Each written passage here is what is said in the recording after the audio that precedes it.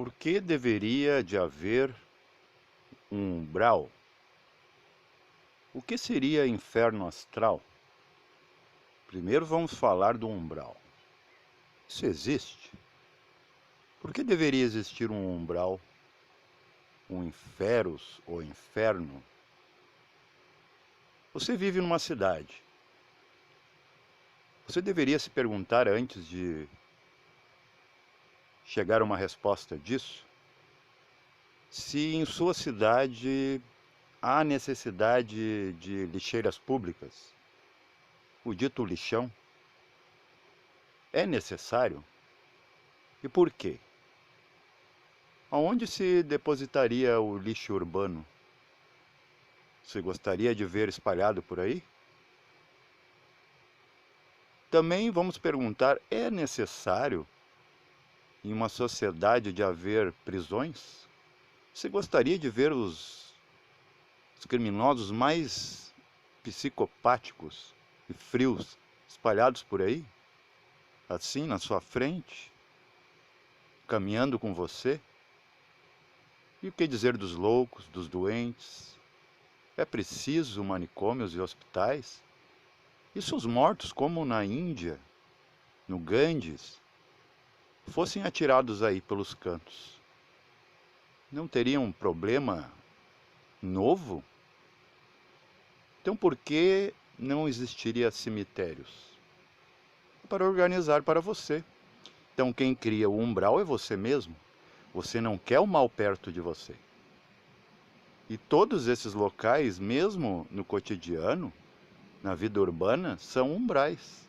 São portas aonde a gente deposita aquilo que a gente rejeita, que a sociedade não quer e que a humanidade não quer ver. Será que ela vai ver mesmo assim? Todo mundo começa por baixo, toda obra começa na base, nos alicerces, depois parede e por último teto. Então perguntar se existe umbral e afirmar que existe um céu, então a resposta já está na própria pergunta. Porque eu perguntar se existe noite é porque eu sei que existe dia. Há que ter a comparação. A não ser que não existisse nada e se fosse só luz ou só trevas. Dizem que o absoluto mesmo é trevas, mas não é essa trevas conceitual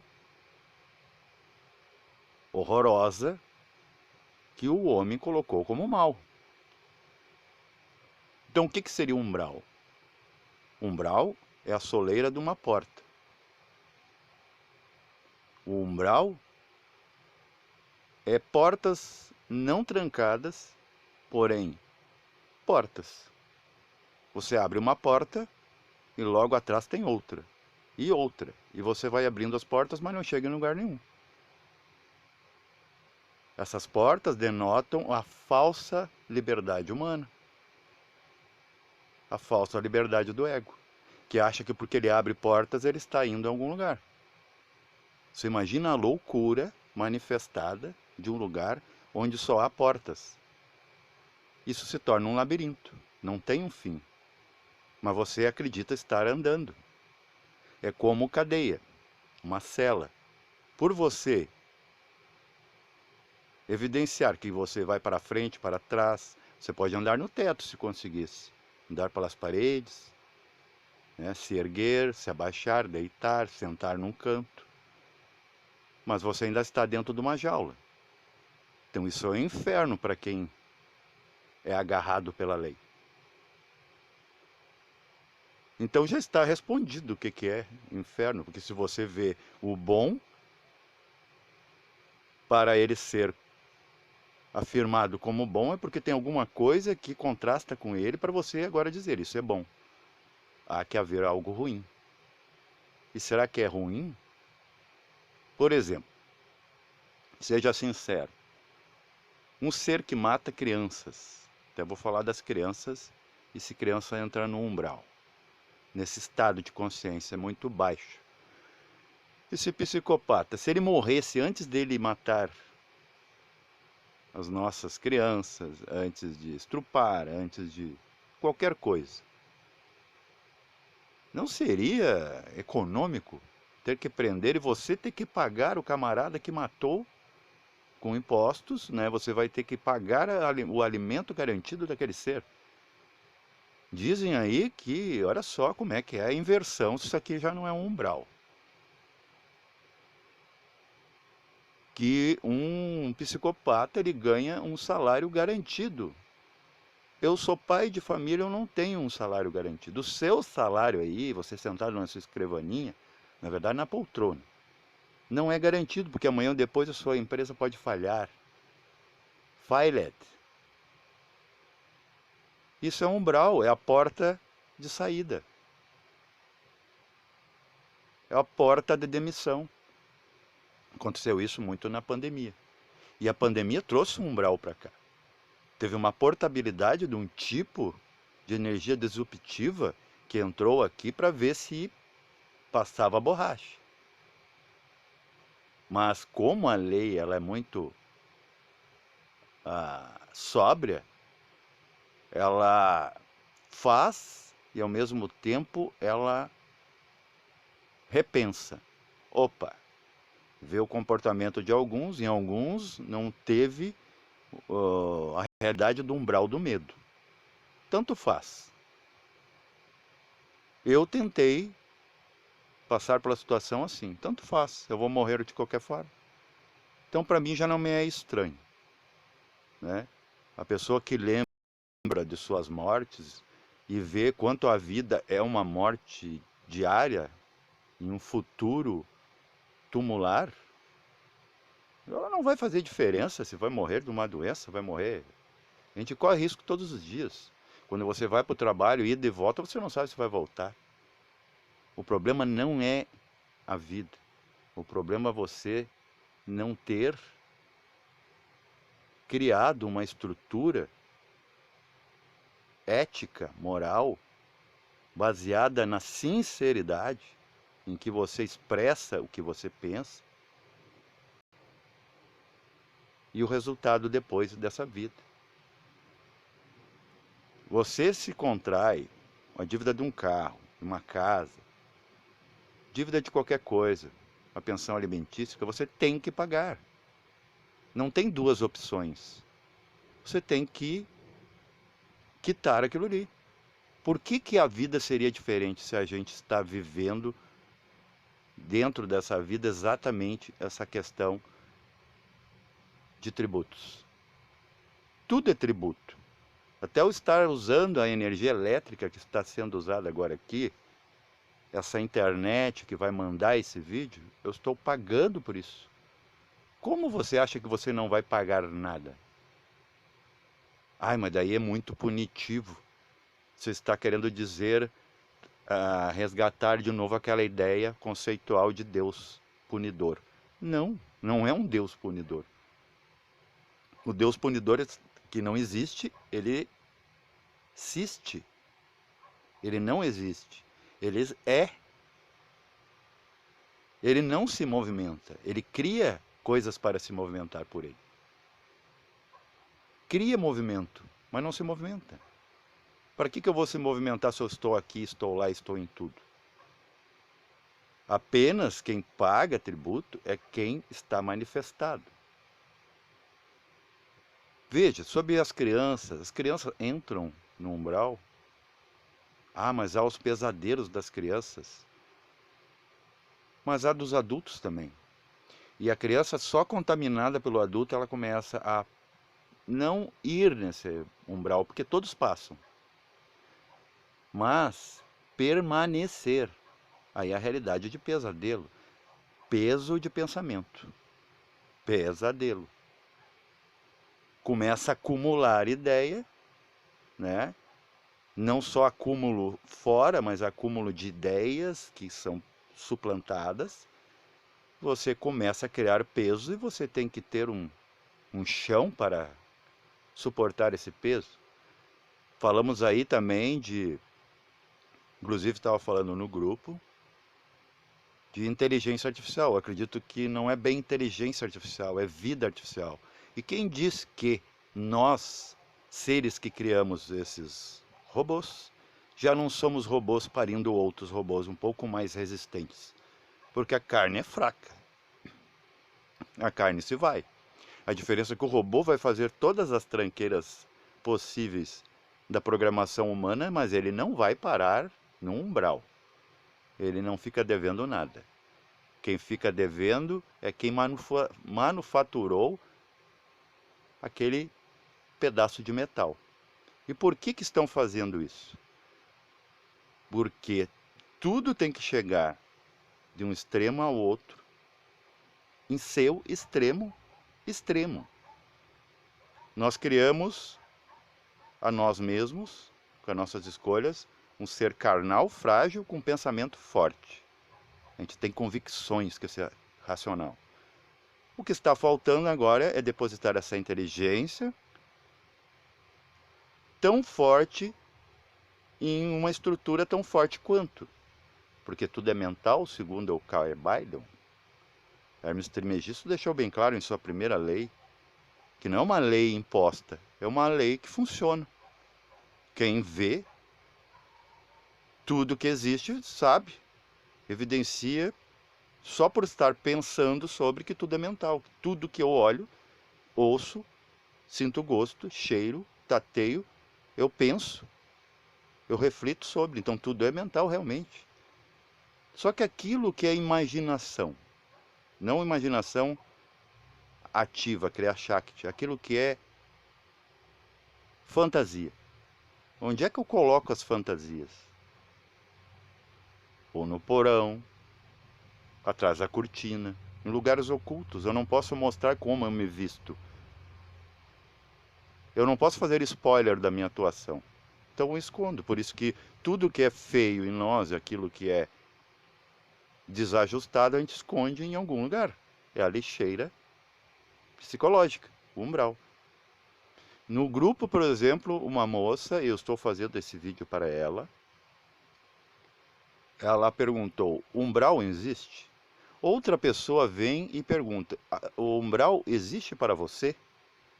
Você acredita em umbral? É muito interessante isso, que dá para a gente refletir, até meditar em cima. A pessoa está perguntando se existe umbral. Quer dizer que ela ainda não sabe se existe. Ela até evidenciou, mas não traduz se é ou não é. E a outra pessoa foi muito inteligente a pergunta dela, que ela pergunta, você acredita nisso? Por quê? Porque se acreditar, se ela dizer que acredita, ou ela está ouvindo de outra pessoa e repetindo, ou ela evidenciou. Então ela crê agora com evidência.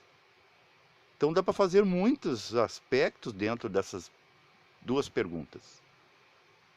Ou também a pergunta da outra pessoa, interlocutora, ao perguntar, você acredita? Também pode ter a conotação, que talvez não seja o caso, que é assim, você acredita nessas coisas? Mas é bem provável que a pergunta foi, você acredita? Para, tipo, não perguntar para terceiros, se você evidenciou. Então, no entanto, na própria dúvida está a resposta, e já prova que sim, existe porque está sendo falado. Você não pensaria em umbral, como não pensaria no céu, né? Se não existisse, porque o seu mental não tem como fazer conexão, como fazer psicoponte. Aquilo que você não sabe, você não sabe. Você não evidencia. Aquilo que não existe, não está em você e nunca estará. Então, se é mencionado, se é apenas pensado, lembrado, não importa se existe ou não. Existe. Veja, por exemplo, os átomos, né? Os átomos. Eles não existem. Agora você vai dizer que não existem em questão de, por exemplo, ser detectado. Ele não precisa ter estrutura. Então ele usa, de novo aí temos Deus, né, criando o fogo, que pode ser um fogo do inferno, um fogo iluminador, que é chamado os elétrons, os revoltos elétrons que estão presos aqui, propositalmente para vitalizar o meio. Se eles não são bem usados, eles se tornam o fogo do inferno para você. Kundalini, serpente do abismo. Agora, se você a domar, você pode, inclusive, fazer um espetáculo. Diz que Buda, por exemplo, uma gigante Naja, o protegeu certa vez da chuva. Mas a serpente é dita como infernal. Como o Buda pode ter tido contato? Por quê? Porque ele controlou o umbral dele. Ele controlou a população do umbral dele. Mara. Que a Mara é a própria Maia. Inclusive, há um simbolismo que diz que o nome da mãe de Buda, Maia, por isso que não devemos avaliar o nome, e ela já veio com o nome de Maia, porque Buda sabia que antes ele estava perdido, um filho perdido de Maia, a ilusão. Vejam que dentro do próprio contexto iluminatório, há as trevas para ter o contraste, para que haja a tal da iluminação. A evolução disso que está estagnado, que é a vida física. Então, se o umbral é ilusão, e o céu também, esse mundo é muito mais. Porque eu tenho a minha casa, estou olhando para as minhas paredes vão se deteriorar com o tempo. E eu talvez não estarei aqui daqui mais algum tempo. Então, como eu posso ser real? Você confiaria em algo ou alguém que mudasse de opinião a todo momento? Que mudasse de estado de consciência e estado de matéria? Estado de aparência? Essa pessoa não é real. Eu não posso seguir essa pessoa se eu quiser uma certeza. A certeza que não vai mudar a rota no meio, né? Ele vai pegar o carro, vamos ao encontro de um poste. Porque eu decidi, a minha vida não é mais aceita por mim, eu quero desaparecer. Daí leva você junto, que quer continuar. Então tudo é ilusão. Se você for avaliar o que deve ser, o que é real, o que não é. Há sonhos, os primeiros sonhos que a gente tem quando você sai do corpo, você sente aquela descarga que é análoga à descarga elétrica da morte, não há diferença. Tanto que o sonho é um ensaio da morte, por isso que as pessoas não gostam, algumas escolas já cortaram viagem astral, não ensinam, não falam sobre isso, tiraram da Bíblia também, porque associam com morte. É o mesmo lugar que os mortos estão, como se os mortos estivessem mortos.